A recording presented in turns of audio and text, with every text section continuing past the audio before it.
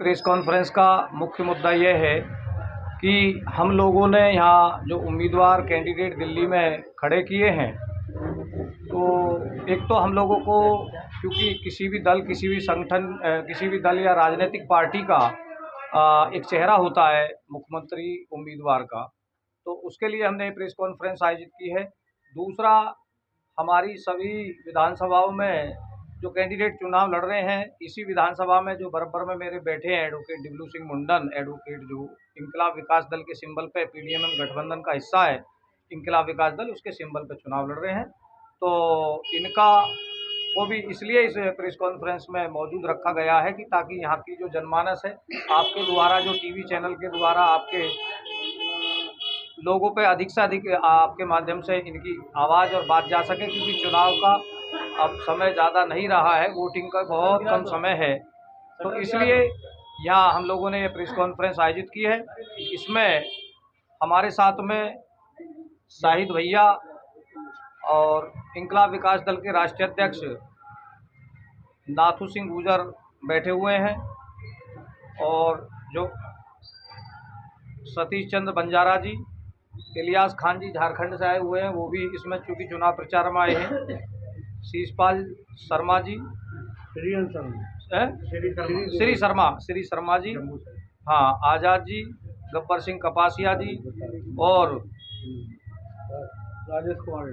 राजेश कुमार हिंडोनिया जी, जो अल्पसंख्यक मोर्चे इंकलाब विकास दल के राष्ट्रीय अध्यक्ष हैं, और सरपंच जयेंद्र सिंह सरपंच जो मुरैना से आए हुए हैं, वो भी यहाँ चुनाव प्रचार में लगे हुए हैं। रामपाल सिंह जी बड़े संघर्षशील साथी हैं, रामपाल जी। तो सभी लोग, मुकेश कुमार आज़ाद जी सभी लोग यहाँ आए हुए हैं। हम लोगों का मुख्य एजेंडा, गब्बर सिंह कपासिया हुआ मुद्दा और एजेंडा यह है कि भारत की राजनीति में बदलाव की आवश्यकता है, और वो बदलाव अब पिछड़ा दलित मुस्लिम मोर्चा हम लोगों का है। इसके माध्यम से हम बड़े बदलाव की तरफ जा रहे हैं। दिल्ली के बाद में उत्तर प्रदेश में भी बड़ा रण होगा, और जनता के हितों के मुद्दों की बड़ी लड़ाई हम लोग लड़ने जा रहे हैं। इसी को लेकर हम लोगों ने प्रेस कॉन्फ्रेंस आई। दिल्ली में 10 साल से केजरीवाल साहब की सरकार है, वो दावा कर रहे हैं कि हमने दिल्ली को लंदन पेरिस बना दिया। तो आप, उन्होंने इतना अच्छा विकास किया, तो फिर आपको चुनाव में जनता वोट क्यों दे? देखिए, दिल्ली की कंडीशन ये है, और दिल्ली नहीं, पूरे भारत की कंडीशन है, पूरे भारत के अन्य स्टेटों की कंडीशन ये है कि वोट जो परसेंटेज है वो घट रहा है। वोट परसेंटेज पे कोई भी राजनीतिक दल या मीडिया काम नहीं कर रही है। उसका सबसे बड़ा कारण यह है कि 50% वोट हो रहा है। 50% में 20% जो वोटर्स है उसको छोड़ दीजिए आप, क्योंकि वो कुछ परिस्थितियों के कारण वोट नहीं डाल पाता, कुछ बाहर होते हैं, कुछ ऐसे लोग हैं जो वोट करते ही नहीं है। लेकिन 30% ऐसा वोटर्स है जो इन भारत की राजनीतिक पार्टियों से बिल्कुल पूरी तरह से त्रस्त है और इनको वोट करना नहीं चाहता है। उसी 30% को हम लाने का प्रयास कर रहे हैं, क्योंकि इनके पास में वो एजेंडा नहीं है जो एजेंडा हमारे पास है 30% को जोड़ने का। भाई 30% के बाद में अगर 10% हम और लाने में कामयाब रहे तो पूरे भारत में पीडीएमएम गठबंधन राजनीति करेगा, क्योंकि 40 और 38% पे विधायक और एमपी चुने जाते हैं। रहा सवाल केजरीवाल जी का, तो केजरीवाल जी आज राजनीति में के नैतिक मूल्यों में गिरावट आई है। राजनीति में बड़े बदलाव की आवश्यकता है, क्योंकि आज नॉन पॉलिटिकल जो लोग हैं, गैर राजनीतिक लोग भारत की सत्ता पर काबिज हो गए हैं। पहले अनुभवी लोगों को राजनीति में पदार्पण होता था, वो लोग समाज की के लिए वो नीतियां लाते थे जो समाज के अंतिम व्यक्ति को भी उस नीतियों का लाभ मिलता था। आज इस देश को डिजिटल इंडिया की आवश्यकता नहीं है। कुंभ मेले में जो लोग मर रहे हैं, कुंभ मेले में से जो लोग ट्रेनों में लौट रहे हैं, उनको जनरल अच्छे डिब्बों की आवश्यकता है कि कम से कम वो सही से बैठ के तो आ जाएं। केजरीवाल जी के विषय में मैं कई बार कह चुका हूं कि केजरीवाल जी का बैकग्राउंड आरएसएस का रहा है। केजरीवाल जी अन्ना हजारे के आंदोलन और उत्तर प्रदेश, दिल्ली और भारत के समस्त जनता को बेवकूफ बनाते हुए संजय सिंह और उनके जो प्रवक्ता आए दिन कहते रहते हैं, हमने उनसे सवाल भी किया है कि भैया जो जिस जन लोकपाल बिल पे आप जिंदे हुए थे, आज वो जन लोकपाल बिल आपके यहाँ से गायब हो गया, तो कम से कम अपने बाप को तो याद रखिए। जिस जन लोकपाल बिल ने आपको सत्ता पर काबिज किया है, उस जन लोकपाल बिल को आप भूल गए, तो वो कहाँ है? तो इसलिए केजरीवाल जी का जो विकास की कंडीशन है वो अभी पीछे बारिश हुई थी, उससे आपको पता लगा होगा। दूसरा, किसी भी प्रदेश को चलाने के लिए राजस्व की आवश्यकता होती है, और यह जो झूठे प्रलोभन और लॉलीपॉप दिए जा रहे हैं उनको कि हम लोग जो है 2500 और 2100 रुपया महिलाओं को देंगे, तो ये हमारे जो गरीब जनता है, जो कुछ कम पढ़ी लिखी जनता है, उसको मानसिक गुलाम बनाने की पूरी तरह से इन लोगों की साजिश है। मैं दिल्ली की जनता से अपील करता हूं आपके माध्यम से कि इन मानसिक गुलामी से बचें, क्योंकि यह हमारा संवैधानिक अधिकार है और संविधान हमें अनुमति देता है इसके लिए कि जो शासक हम चुनते हैं, जो प्रतिनिधि हम चुनते हैं, वो हमारे अधिकारों की और आम जनता की कसौटियों पर खरा उतरे। ये तो आपने कही आम आदमी पार्टी की। संजय भाई, आप देख रहे होंगे एक तरफ देश के प्रधानमंत्री बीजेपी के जो निगम पार्षद हैं उनके पैर छू रहे हैं, उस पर क्या कहेंगे? सवाल दोबारा दोहराइए एक बार। ये तो आपने जो बात कही आम आदमी पार्टी की कही, मौजूदा अभी जो आपके प्रतिद्वंदी हैं बीजेपी से, पटपड़गंज से, उनके देश के प्रधानमंत्री पैर छू रहे हैं, इस पे क्या कहेंगे आप? देखिए, एक कहावत है पुरानी कि अंधेर नगरी चौपट राजा, टकासेर भाजी टकासेर खाजा। गुजरात के आरोपी इस देश पे सत्ता पे काबिज हैं, तो और किस प्रकार से है वो आपको सबे पता है, क्योंकि अम्बेडकरवादी आप भी और मैं भी हैं, तो इस बीमारी को आप भी समझते हो और मैं भी समझता हूँ। ये सबसे बड़ी विडंबना है कि यहाँ सिस्टम में खराबी है, और राष्ट्रवाद का नारा देना जो इनका भारतीय जनता पार्टी का खोखला नारा है राष्ट्रवाद का, इसको अब जनता नकारेगी। और ये जो इन्होंने किया है, अभी कुंभ की आप स्थिति देख लीजिए, तो हम लोगों जो इनकी क्या कार्यशैली रही है, इनका मामला क्या है, क्योंकि ये जो सावरकर जी के अनुयायी हैं, इन लोगों ने देश में जाति धर्म के नाम पे समाज को बांटने का कार्य किया है और समाज में तुष्टीकरण की राजनीति की है। ये जाति और धर्म किसी मठ और मंदिर, क्योंकि हम मठ और मंदिर मस्जिद की राजनीति नहीं कर रहे हैं, हम लोग लोकतंत्र की राजनीति कर रहे हैं, लोकतंत्र के हितों की राजनीति कर रहे हैं, आम जनता की के अधिकारों की बात कर रहे हैं। तो इस प्रकार की चीज़ों के द्वारा जो इन्होंने देश में को विभाजन की तरफ ले जा रहे हैं। आप देखिए, मुस्लिमों ने कितना अच्छा वहाँ परफॉर्मेंस दिया है कुंभ में। इनके पास व्यवस्था नहीं थी, उन लोगों ने वहाँ खाना भी दिया है लोगों को, तो उनके बहन बेटियों के पास में जिनके कपड़े नहीं थे उनको कपड़ा भी उन्होंने उपलब्ध कराया है। तो ये अब जो है इनका चलने वाला नहीं है। आगामी 2029 में और 2025 में ये जो चुनाव दिल्ली का हो रहा है, ये ऐतिहासिक चुनाव है। सत्ता का गलत इस्तेमाल करके अगर ये सत्ता प्राप्त कर ले तो ये कोई लोकतंत्र के मायने नहीं है, लोकतंत्र की हत्या होगी। छोटी मोटी जो भी पार्टियां हैं, जैसे आपकी पार्टी है, ये सब वोट कटवा है, वोट काटेंगे और चले जाएंगे, इनको कुछ नहीं होगा। नहीं, वोट कटवा पार्टी तो भारतीय जनता पार्टी भी थी। भारतीय जनता पार्टी भारत की राजनीति में 2000 के बाद में उदय हुआ है, उससे पहले कोई इनका कहीं कोई नाम नहीं था। तो जब हम मान लिया खिलाड़ी मैदान में नहीं आएगा तो ओलंपिक में स्वर्ण पदक कैसे प्राप्त करेगा? तो ये भाषा शैली जो है लोकतंत्र में किसी इनके बाप की जागीर है क्या? जो और लोग सब जो जानते हैं, समझते हैं, पढ़ते हैं, वो सभी लोग जो है उस व्यवस्था को और उससे त्रस्त आ गए हैं। तो इसलिए इन राजनीति करने का सबको अधिकार है। वोट कटवा कोई पार्टी नहीं है। अगर इलेक्शन कमीशन से कोई पार्टी अगर अपना रजिस्ट्रेशन करा के या परमिशन लेके या मान्यता प्राप्त होकर जो भारत के लोकतंत्र में विश्वास रख रही है और चुनाव लड़ रही है, तो उसमें वोट कटवा कहाँ से आ गया? संवैधानिक अधिकार आपका भी है इस देश में और मेरा भी है। तो ये भाषा शैली तो गैर राजनीतिक लोगों की भाषा है। और आप सब जिम्मेदार साथियों, मैं ताजुब इस बात का मान रहा हूँ कि गांव गरीब, खेत खलियान, किसान, मजदूर, जो आम जनता के बीच से निकल के लोग आते थे, उनको आज राजनीति से अलग किया जा रहा है। जो लोग वहाँ से फर्जी पट्टे लेकर आ रहे हैं आपके अदर स्टेटों से, आपका पूना से, कहीं और दूसरे स्टेटों से, इंस्टीट्यूटों से, तो उन लोगों को बैठे सभी राजनीतिक पार्टियों के यहाँ वो लोग बैठा रखे, वो जो मैप दे देंगे उसी पे लोग करते, जबकि ग्रामीण क्षेत्र में आज भी 40% भारत गुलाम है।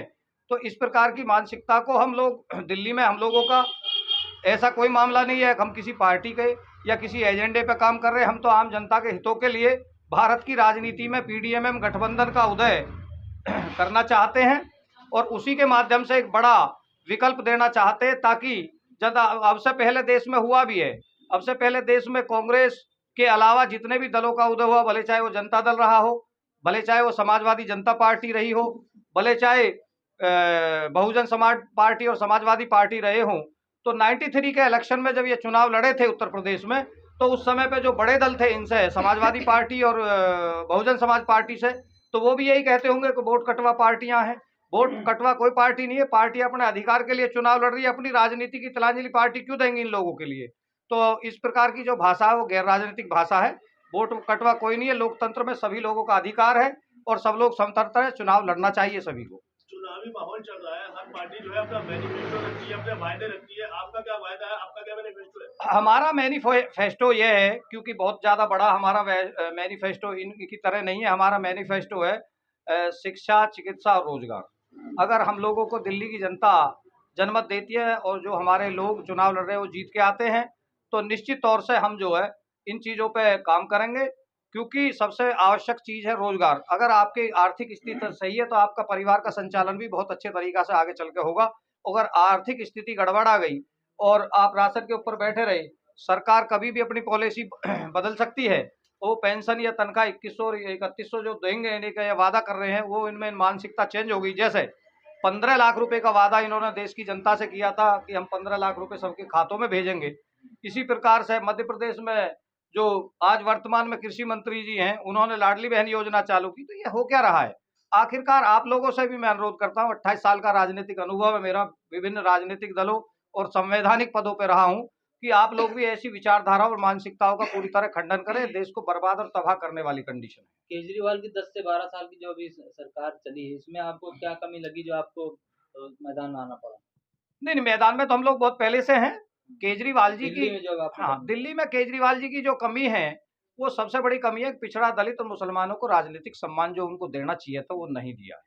सबसे महत्वपूर्ण बात यह है। और दूसरा रहा सवाल विकास की, तो विकास का जो मॉडल है उनका, वो मॉडल पूरी 5 सालों में, पिछले 10 सालों में यहाँ की जनता ने, जो बुद्धिजीवी जनता है, उन्होंने बहुत अच्छे तरीक़ा से देखा। उनका कोई विकास का मॉडल नहीं है और विकास के मॉडल के लिए और बहुत सारी नीतियाँ लागू हो सकती है।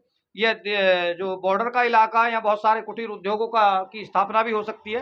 दिल्ली में जो यमुना का इलाका है खाली पड़ा है, वहाँ भी छोटे उद्योगों का वो हो सकता है। लेकिन उन्होंने झुग्गी झोपड़ी और छोटे लोगों को प्रलोभन और लालच तो दिए, लेकिन उनके पूर्ण रूप से जो उनका अधिकार है, जो उनको मिलना चाहिए कि उनको कुटीर उद्योग लगवा दिए जाए, उनके और कोई कार्य करा दिए जाए, इस प्रकार का नहीं किया।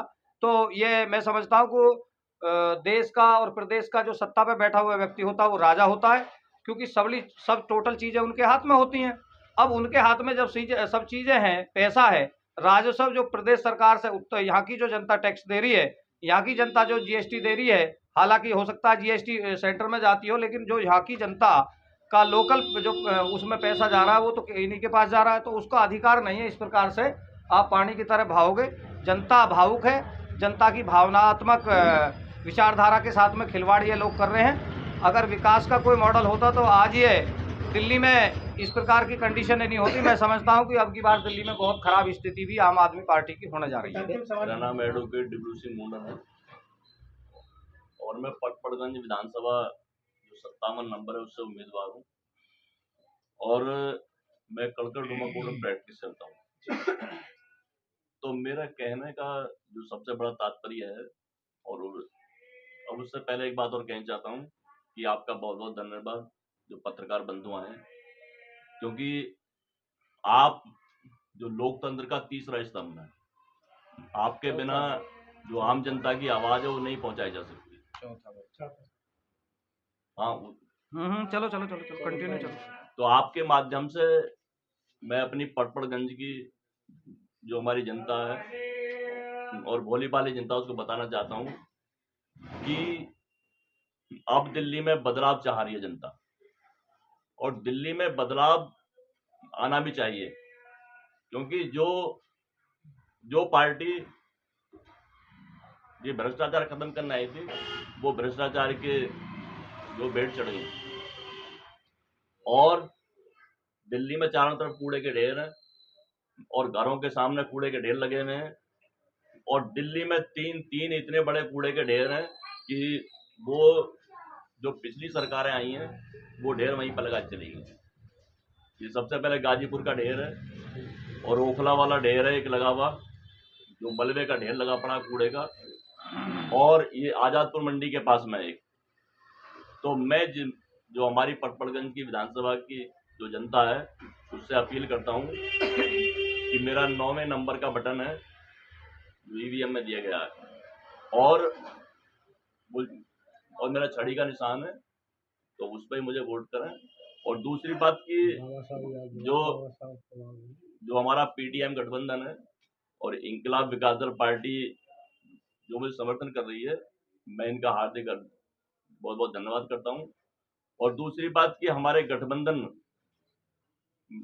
में जो 12 उम्मीदवार हैं जो दिल्ली में लड़ रहे हैं, वो सब एक ही विचारधारा के हैं, और जो हमारी विचारधारा है वो 86% की है, क्योंकि हम लोग 86% हैं और हमें जो अधिकार मिलना चाहिए वो नहीं मिल रहा है, और 15% लोग जो हैं वो सत्ता पे काबिज हैं। सवाल और का जवाब दीजिए ना सर, जो सवाल पूछा गया है। उसे मुझे मैं पूछना। अभी आ रहा हूँ मैं आपके मुद्दे पे ही। जो वहाँ पे हुआ है, जो चंडीगढ़ में मूर्ति गिराई गई है, वो बहुत दुर्भाग्यपूर्ण है। और दूसरी बात कि हमारे बाबा साहब अम्बेडकर जी जो संविधान लिख करके गए हैं, वो अगर चाहिए जो मूर्ति गिराने वाले हैं उनके नाम FIR दर्ज हो और सख्त से सख्त कार्रवाई की जाए। तो सामंतवादी और नकारात्मक विचारधारा के लोग हैं, उनको किसी भी कीमत पर बाबा साहब के अपमान को नहीं बर्दाश्त करेंगे हम लोग। और बाबा साहब किसी एक समाज, एक बिरादरी या एक धर्म के नहीं है, वो पूरे भारत के 140 करोड़ लोगों के बाबा साहब हैं। निश्चित तौर से जो विषैली मानसिकता और घटिया विचारधारा के लोग हैं वो इस प्रकार की घटनाओं का अंजाम दे रहे हैं, जिसके लिए पूरी तरह से शासन और प्रशासन को कड़ी कार्रवाई करनी चाहिए।